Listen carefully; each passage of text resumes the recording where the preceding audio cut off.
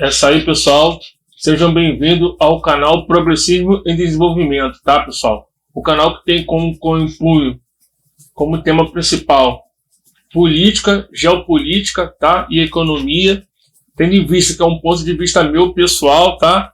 Daquilo que eu entendo como política, geopolítica, economia, passando essa visão para os demais, tá bom? Hoje eu vou comentar um pouco sobre geopolítica, o papel do Brasil no mundo e na geopolítica mundial, tá bom?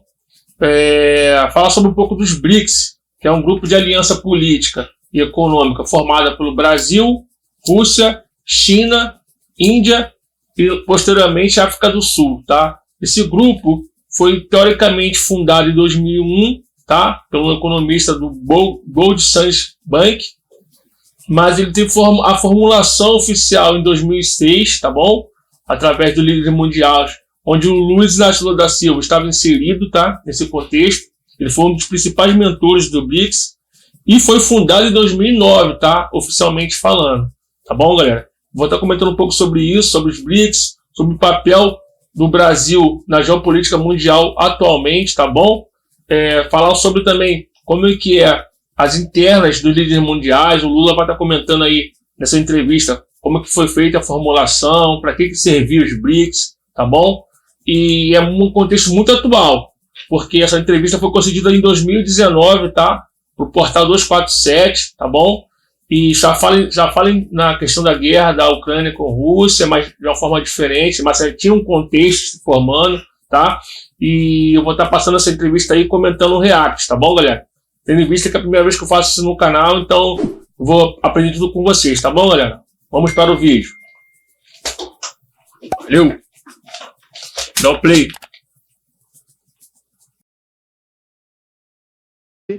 Veio do Camboja para cá só para se entrevistar. Pois é, eu vi a última entrevista sua com o Leonardo e eu estou feliz. Eu recebi a mensagem do Leonardo quando estava no Camboja. Eu voltei para Tailândia, onde eu moro, e vim para cá exclusivamente para ouvir o senhor. Estou muito feliz que você conversar, aqui, presidente. Eu queria... um ponto quero muito dizer importante. que adoraria que Leonardo fizesse uma coisa altamente, colocando você, o Celso Amorim e outra pessoa, se ele quiser, para debater política externa, para o povo saber o significado. E é fundamental significado. explicar para a opinião pública brasileira a complexidade do cenário global nesse momento, que é um contexto histórico tão grave, ou talvez mais grave, do que 1914, antes de estourar a Primeira Guerra Mundial. Isso é uma coisa que já se discute em think tanks, não só americanos, mas os chineses, os russos, os iranianos, abertamente. A complexidade desse momento, onde a guerra do século XXI ela está finalmente definida completamente. O senhor deve ter acompanhado de longe, mas eu queria dar alguns detalhes extras em relação a quem são os protagonistas em oposição e como eles chegaram às suas conclusões que vão determinar as nossas próximas décadas. Então, a gente tem, de um lado, o declínio do Império Americano, que, ao contrário da nossa ex-ditadura, não vai ser lento, gradual e seguro, pelo contrário, vai ser quase como Sansão querendo derrubar o templo. É muito grave. E tem uma guerra, para complicar, tem uma guerra civil em Washington entre os neocons de um lado, os humanitários imperialistas do outro, e gente que está no fundo do Deep State, onde entra Pentágono, CIA, a NSA, que começou a espionar em 2010 o governo Dilma, logo depois que o senhor saiu do poder. E, do outro lado, os dois protagonistas principais, eles finalmente entenderam o jogo. O jogo do declínio vai ser um jogo pesadíssimo. Hoje a gente está vendo algumas instâncias, por exemplo, a guerra comercial do Trump contra praticamente metade do planeta. Breve ele vai lançar uma guerra comercial contra a União Europeia também. Então, sanções para todo mundo, guerra comercial, tarifas, e como ele é muito mal assessorado, ele tem uma cabeça de um empreendedor imobiliário de Nova York, inclusive do lado errado. Porque você fala com a elite de Nova York e fala, ele veio do outro lado da ponte, ele não é um dos nossos. Então essa é a cabeça dele. E do outro lado, o mais importante dessa história toda, que é a parceria estratégica Rússia e China. tem 2 pontos que eu gostaria de frisar para o senhor, de como eles chegaram a essa conclusão nos últimos meses. Depois dos russos tentarem todo tipo de diálogo possível, não só com a administração Trump, onde o Trump era barrado. O Trump, em relação à Rússia, ele quer um diálogo, mas ele é barrado pelo Deep State, ele é barrado pela CIA, ele é barrado pela NSA, ele é barrado pelos think tanks e ele é barrado pela mídia. O senhor vê a capa do Washington Post, do New York Times, quase todo dia. Não podemos ter diálogo com os russos.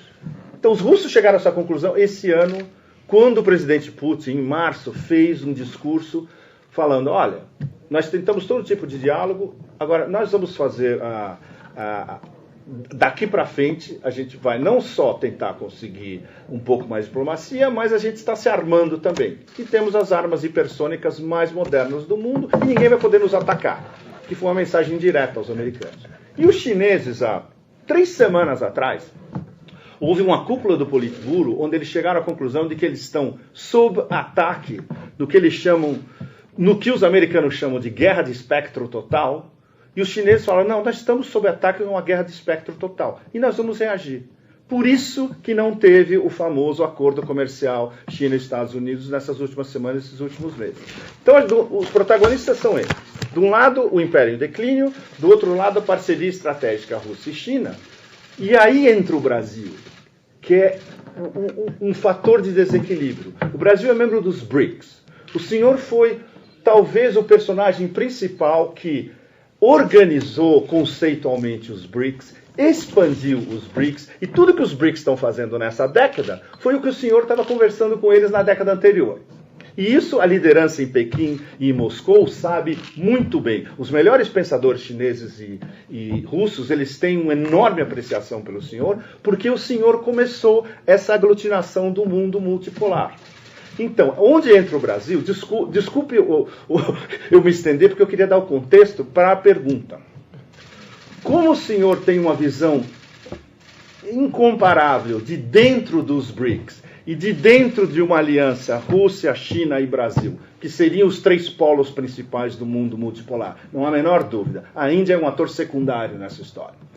Como o senhor vê, pensando daqui, a organização da resistência dos BRICS contra um império que agora está à solta, como o senhor disse, com o Bolsonaro dos ricos? E o pior de tudo é o Deep State por trás, que agora eles não medem mais consequências nenhuma. Ainda que os Estados Unidos tenham que alienar o planeta inteiro, se eles forem desabar como um império, eles querem arrastar o planeta inteiro juntos. Como o senhor organizaria estrategicamente a nossa resistência? Ou seja, o mundo multipolar tentando impedir que a gente seja arrastado com uma tragédia. Olha, quando houve o auge da crise em 2008, eu me lembro que nós fomos a uma reunião do G20 em Londres e nós propusemos, naquela reunião que o Obama me chamou de o cara, sim.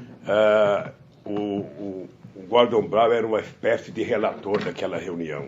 E tudo que eu propunha, o Gordon Brown ia anotando e ia colocando. E qual foi a grande decisão?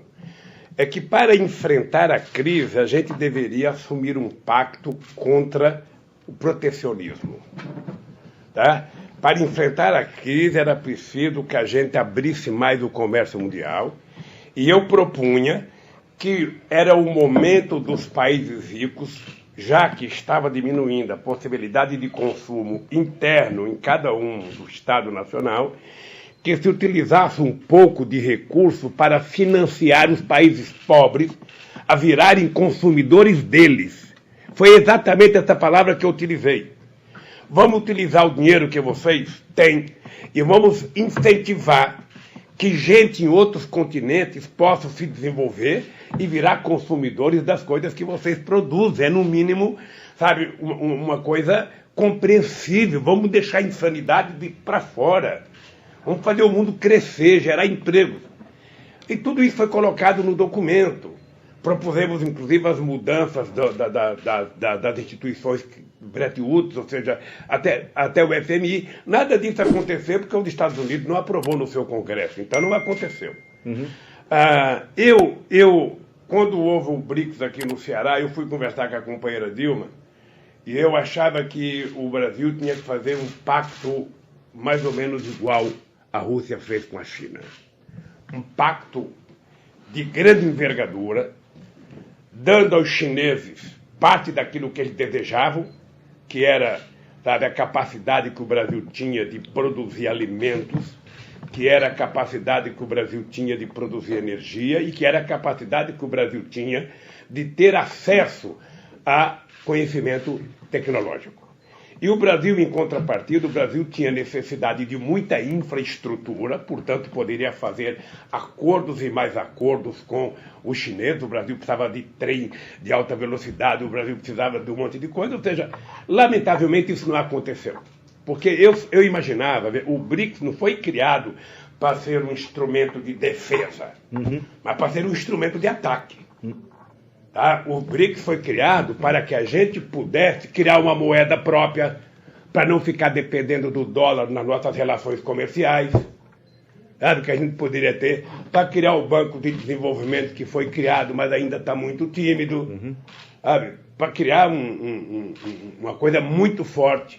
E para a gente ajudar no desenvolvimento da parte do mundo mais pobre. Era essa a lógica da existência do BRICS.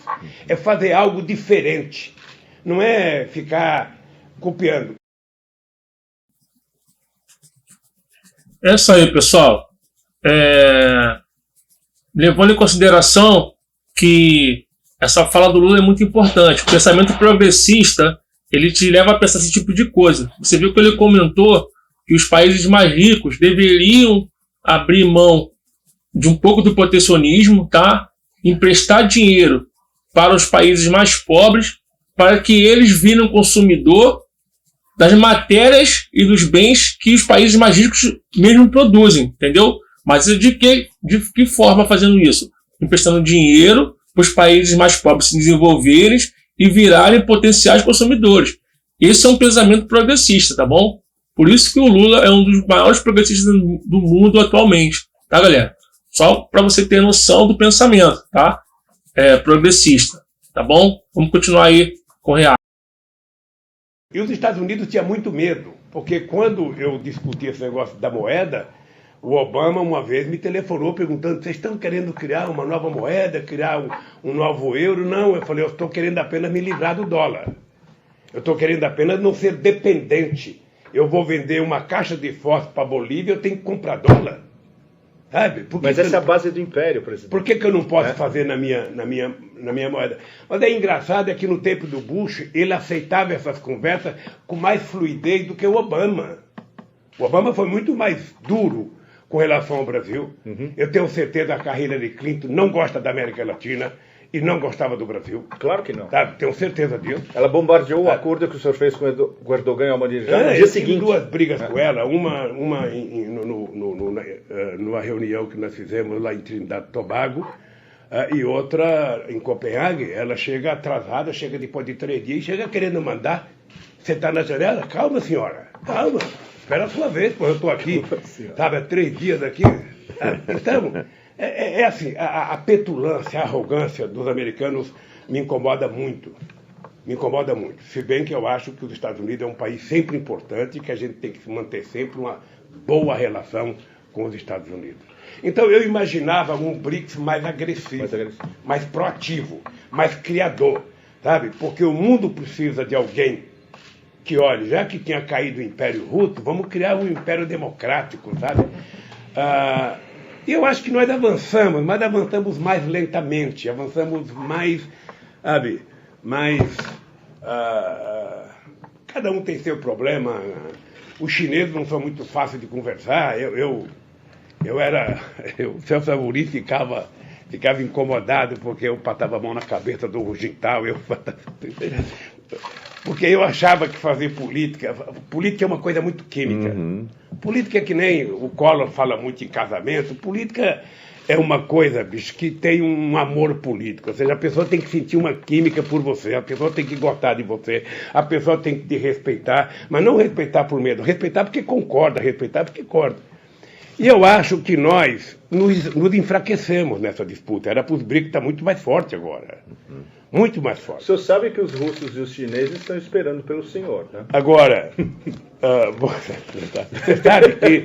você sabe, eu tentei fazer isso aqui na América do Sul.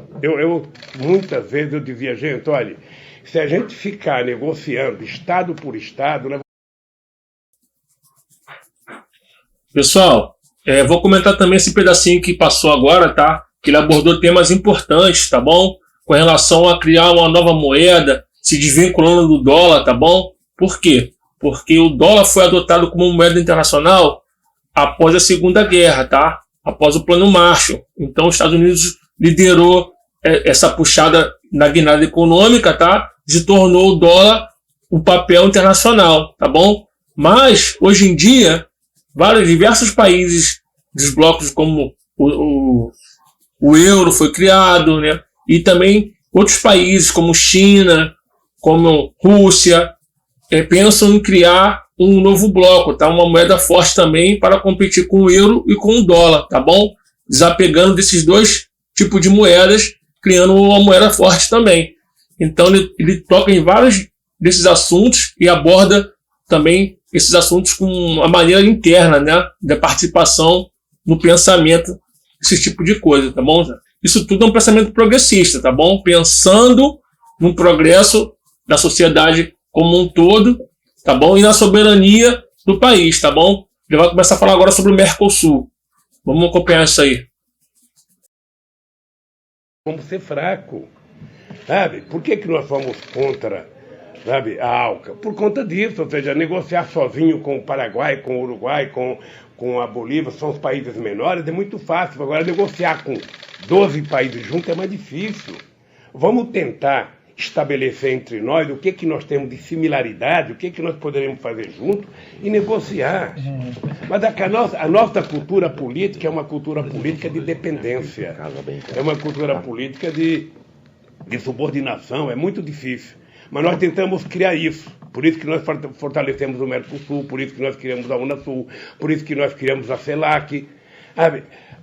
Por isso é que... Você sabe que eu acreditava muito na Índia. Eu tinha uma relação extraordinária com o primeiro-ministro Singh. Era uma coisa muito afetuosa, sabe?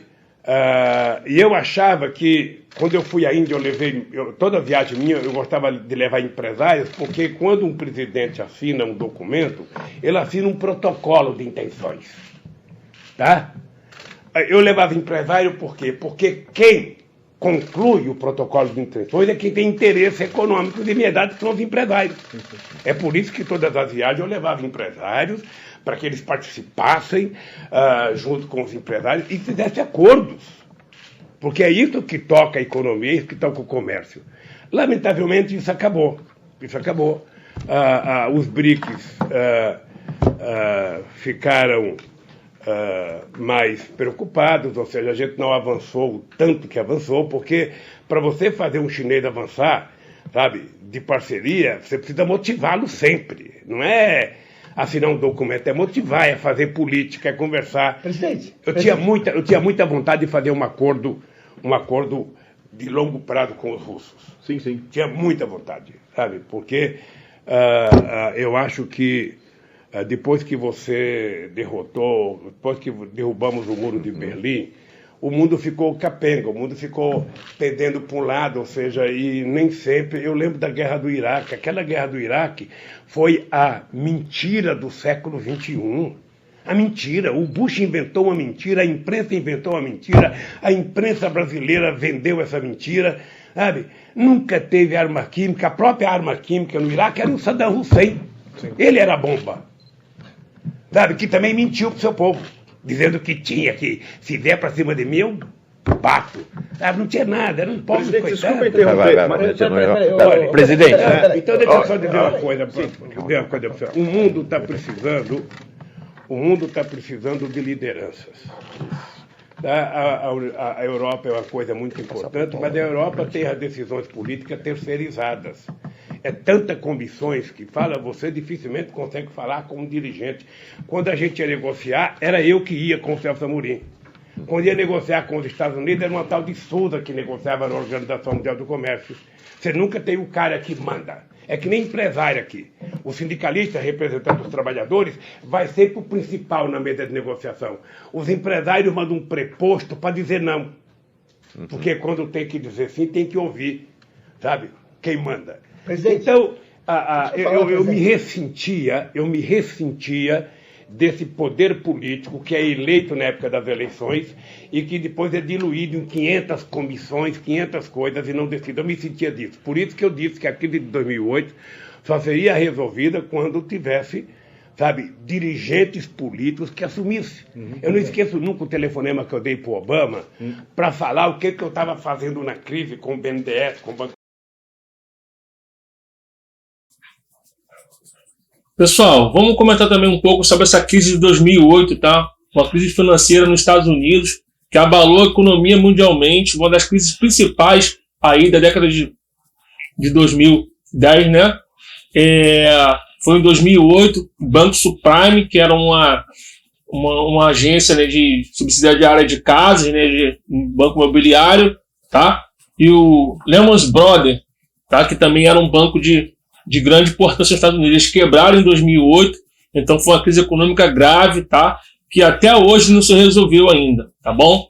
E o Lula, na época, estava na presidência, tomou medidas econômicas para que a crise não chegasse aqui no Brasil, tá bom? Com maior impacto. Vamos acompanhar esse pedaço aí, que é muito importante.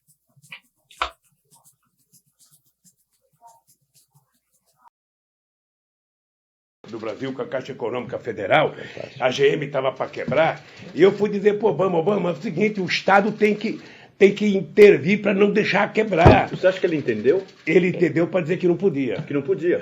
Que nos Estados Unidos é difícil, aqui a conta. Eu não sei quanto agora, porque eu fazia essas contas, mas eu acho que já se jogou fora mais de 14 trilhões de dólares por conta da quebra do Lehman Brothers, e até agora não se resolveu o problema. Porque é muito engraçado. A crise não acabou, a crise está É muito engraçado, os 10 milhões de pobres que perderam casa nos Estados Unidos, com o subprime, ou seja, não teve apoio do governo, mas os bancos tiveram. o senhor disse que o mundo precisa de liderança. O Eu acho. Paulo tem a pergunta-chave sobre isso. É isso aí, pessoal. Essa entrevista foi concedida no ano de 2019, tá? Já se tocava em vários assuntos, tá bom? É muito importante nós estarmos analisando esses assuntos que foram abordados, tá? Relações internacionais, com relação a essa guerra que está acontecendo agora, tá bom? A relação Rússia e China com o Brasil, muito atual também agora nesse momento. Pessoal, o Deep State é o que realmente comanda os Estados Unidos, é a força por trás ali do Congresso, o Senado americano, a inteligência americana, FBI. Muitas coisas acontecem por lá, tá bom, pessoal? Galera, nessa entrevista eu vou usar várias vezes aqui no canal como referência, tá? Que ela aborda diversos pontos. E muito obrigado por acompanhar o canal, galera. Lembrando que na descrição do vídeo vai ter aí meu e-mail para críticas construtivas, para mandar sugestões, para mandar aí um job para a gente fazer junto. Valeu, galera? Pessoal, muito obrigado por acompanhar o canal. Eu estou começando aqui também, então eu estou aprendendo a cada vez mais a fazer os vídeos, tá bom, galera? Esse vídeo foi o primeiro vídeo de reação, espero que vocês gostem. O tema é geopolítica, tá bom? E tamo junto. Valeu, até a próxima.